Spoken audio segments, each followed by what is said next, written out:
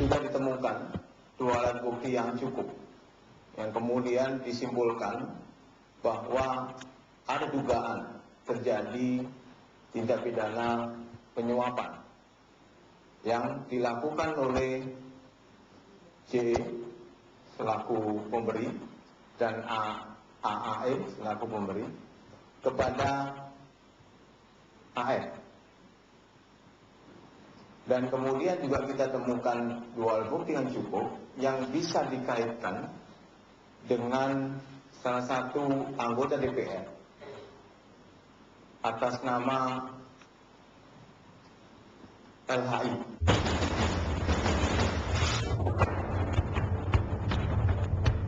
Bak petir di siang bolong, Lutfi Hasan Ishak, Presiden Partai Keadilan Sejahtera PKS, pada Selasa minggu lalu ditangkap KPK. Sebelumnya, Komisi Anti Rasuah menangkap Ahmad Fatana yang diduga menerima uang 1 miliar rupiah dari Juwad Effendi dan Arya Abi Effendi yang merupakan petinggi PT Indoguna Utama dalam urusan kuota daging impor. Palu Godam Komisi Anti Korupsi menghantam Partai Dakwah yang selama ini dicitrakan sebagai partai bersih yang jauh dari tindakan korupsi. Gerak cepat diambil, Lutfi Hasan menyatakan mengundurkan diri sebagai Presiden PKS dan digantikan Anies Mata yang langsung mengobarkan taubat nasional dan adanya dugaan konspirasi dalam kasus yang menerjang PKS. Yang dihadapi oleh PKS hari ini adalah sebuah konspirasi besar yang bertujuan ingin menghancurkan partai. Peristiwa besar ini insya Allah akan menjadi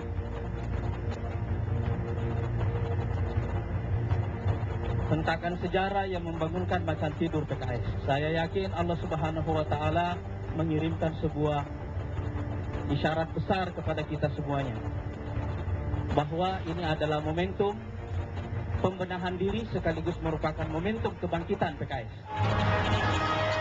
Gaduh politik semakin tajam, nyanyian konspirasi banyak ditanggapi sebagai upaya membela diri. Inikah hawa panas geliat parpol jelang 2014? Lihatlah survei terbaru yang dirilis Saiful Mujani Research and Consulting yang menyatakan perolehan suara PKS dalam pemilu mendatang akan terjun bebas dan hanya mendapatkan 3% suara. Ideologi partai politik juga menjadi tanda tanya.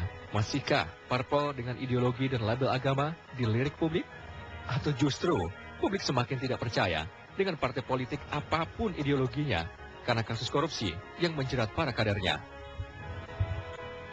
Allahumma ya Sa'id, Allahumma ya Sa'id, Allahumma ya Sa'id.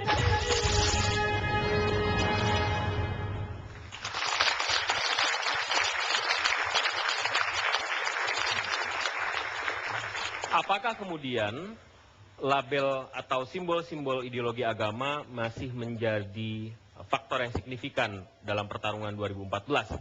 Lebih jauh daripada itu, apakah kemudian partai-partai ini bisa bertahan di politik Indonesia di masa yang akan datang?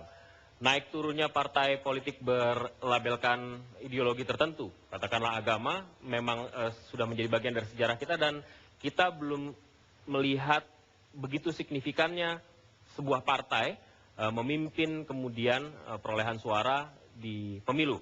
Kita akan membincangkan hal ini. Terlebih dahulu izinkan saya untuk menuju perwakilan dari PKS. Anda kemudian menjadi familiar sekali. Ini emang susah,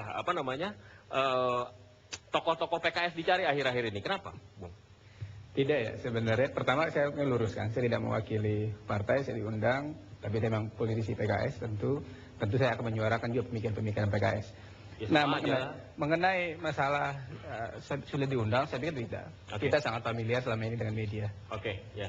Yang media kita. Terus silakan lanjutkan. Pertanyaan saya begini, apakah PKS masih tetap yakin bahwa apa yang menimpa LHI, otomatis juga keseluruhan PKS karena beliau posisinya sebagai presiden, adalah bentuk konspirasi jahat untuk menjatuhkan citra PKS kepentingan 2014? Saya pikir bab itu tuntas sudah ya, karena seperti yang sudah disampaikan oleh Presiden Partai, bahwa saya ke depan, kita bicara ke depan, kita bicara bagaimana ada recovery dan proses mengobati persoalan yang sudah ada, dan kita bicara bagaimana langkah-langkah kita ke depan untuk melakukan pelayanan, untuk memberikan menampakkan konsistensi komitmen kita terhadap pemberantasan korupsi, melanjutkan program-program pembelaan kepada rakyat dan seterusnya. Jadi buat kita kemarin proses hukum silakan berjalan dan tentu ada tim pengacara yang akan memproses Jadi itu. wacana konspirasi sudah dihapus nih, dilupakan. Kita berpikir optimis, kita hanya melihat bagaimana kita melakukan konsolidasi dan penguatan dan kembali menguatkan komitmen kita dan kembali mengingatkan pemilih kita bahwa saya PKS yang dulu dengan sekarang masih sama mendukung pemberantasan korupsi, sama menolak pelemahan KPK, masih sama menolak kenaikan BBM umpama, masih sama untuk melakukan bakti sosial, terhadap bencana kita terlalu hadir dan seterusnya. Dan itu nyata ya? Dan itu nyata. Dan yang terpenting sebenarnya, yang terpenting ini, ada hikmah di balik persoalan ini. Seperti yang sudah Presiden PKS sampaikan, ada proses percepatan yang kami rasakan, ada sebuah konsolidasi yang sedemikian rupa tercipta, sehingga membuat program-program itu yang seharusnya mungkin belum dilaksanakan, bisa dilaksanakan. Pertanyaan saya, ketika itu konkret dan itu nyata, kenapa kemudian Presiden Anda masuk? Enggak, maksud saya begini, hikmah yang tadi yang saya sampaikan tadi, saya belum selesai, bahwasanya kita melihat ada banyak fakta yang kita dapatkan, ada sebuah semangat baru dan tambahan energi yang kita miliki, sehingga kita justru menatap lebih optimis. Hal yang nyata dalam 1-2 hari ini, dan sudah mulai beredar di media dan banyak yang mengutip, justru banyak tokoh-tokoh yang selama ini tidak tertarik dengan PKS, justru banyak orang-orang yang tadi selama ini tidak kenal dan tanda kutip tidak Masa menyukai ada yang nggak PKS. kenal PKS di Indonesia? Ya, media kan tidak seluruh pelosok negeri bisa masuk.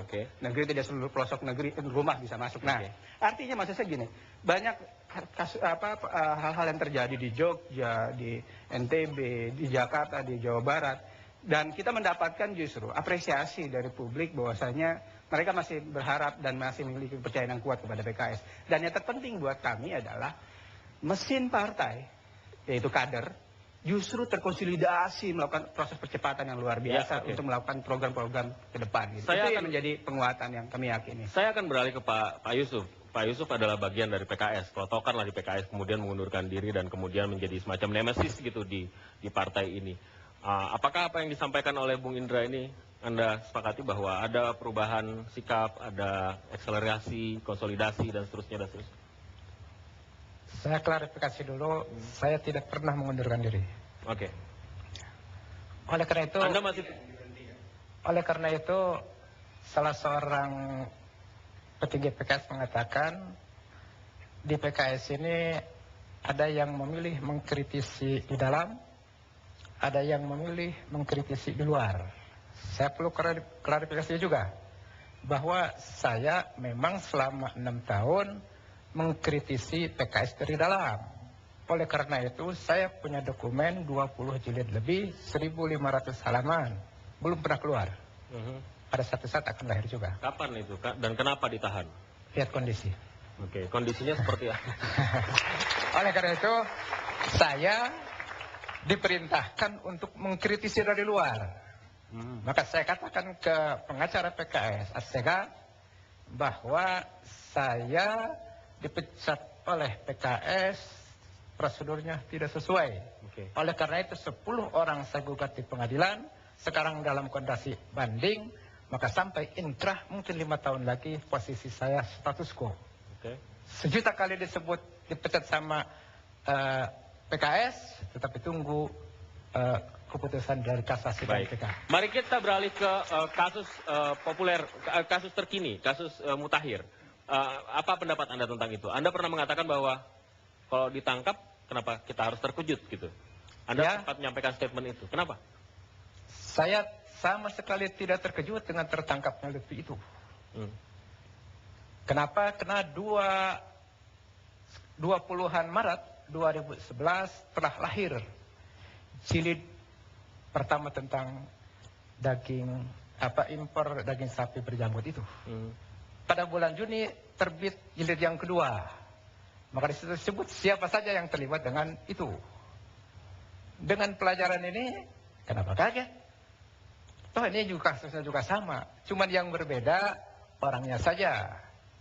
Yang dulu yang beberapa orang disebut, diantaranya LHI itu tidak tersebut. Namun yang sangat unik, tiba-tiba LHI bukan saja muncul di bisnis sapi itu, tetapi dijebloskan ke Guntur.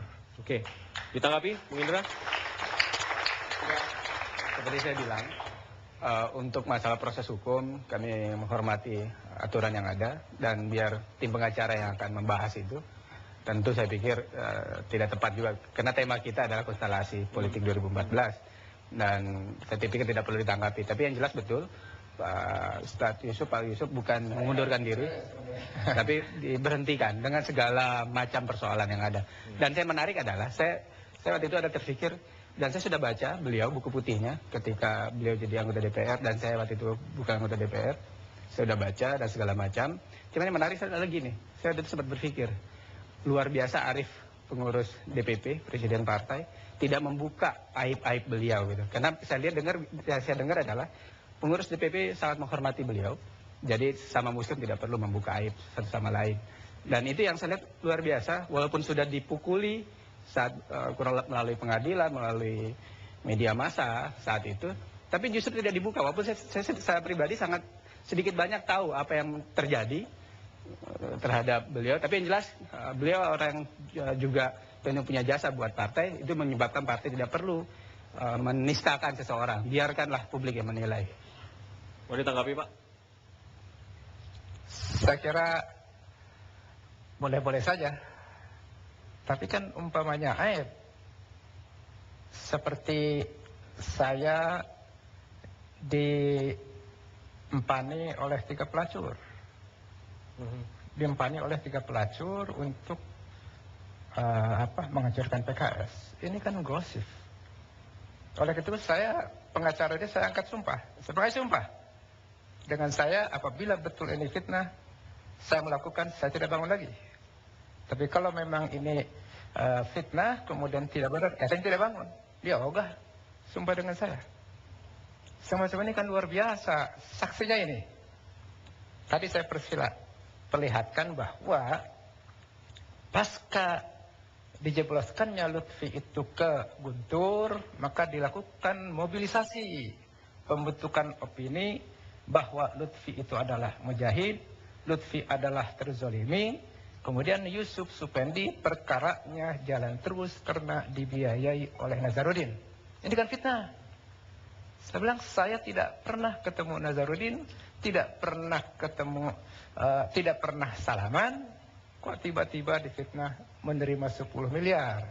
Saya kira ini pembelaan PKS, jangan demikian dong. Membela diri bikin fitnah, kan tidak benar itu. Justru barangkali yang terjadi sekarang PKS ini saya pikir bukan musibah, tetapi malapetaka. Kami akan kembali saat lagi, tetaplah bersama kami di Debat.